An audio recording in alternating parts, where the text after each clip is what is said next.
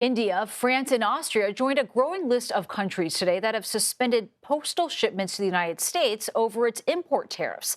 Over the weekend, several other nations, including Germany, Denmark, Sweden, and Italy, all stopped shipping nearly all of its merchandise to the United States.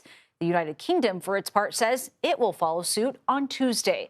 This comes as an exemption that allows packages costing less than $800 to come into the U.S. duty-free, and it's set to expire on Friday.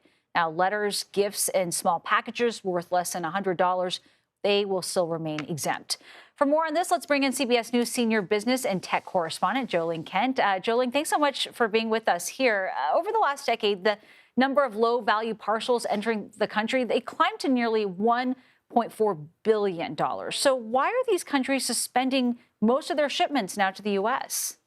Yeah, so it's 1 point something billion, the number of packages coming in under de minimis, right? And then 60% actually are coming from China. So when you look at what's happening and why all of these countries are either pausing or stopping their shipments to the U.S., it's because there's a lot of confusion and lack of clarity, they say, on what they should do in terms of how to handle all of the new rules. And so this has been a loophole that's been in effect since 2016. It goes out of effect essentially on Friday. And DHL, the big shipper, the express shipper from Germany, really summed it up.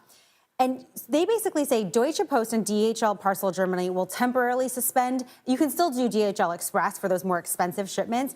But I thought DHL really summed it up well. They said the key questions remain unresolved, particularly regarding how and by whom customs duties will be collected in the future. And DHL goes on to say how the data transmission to the U.S. CBP, Customs and Border Patrol, will be carried out. All of those are still big questions. That's why they're putting a pause. And they're just one country of so many that have now said, OK, we've got to suspend for a second and figure out what to do.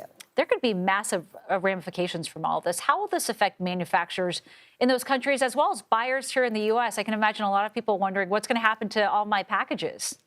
Yeah, especially if you're shopping, say, on Temu and other companies that are shipping from China, your stuff could very much be affected. It could either get more expensive or perhaps you can't get it if you're ordering from certain countries in Europe. But these companies, these manufacturers, the ones who are sending and depending on de minimis under $800 packages, have been depending on this loophole for a long time. So you could see some of those manufacturers, at least in the short term, take a hit. But if you're ordering, you can expect to see perhaps more warnings, more changes as you hit that checkout page on a website or on an app as to how much something will really cost or if you can get it at all. All right, Jo Ling Kent, thank you very much. Good to see you. Good to see you too.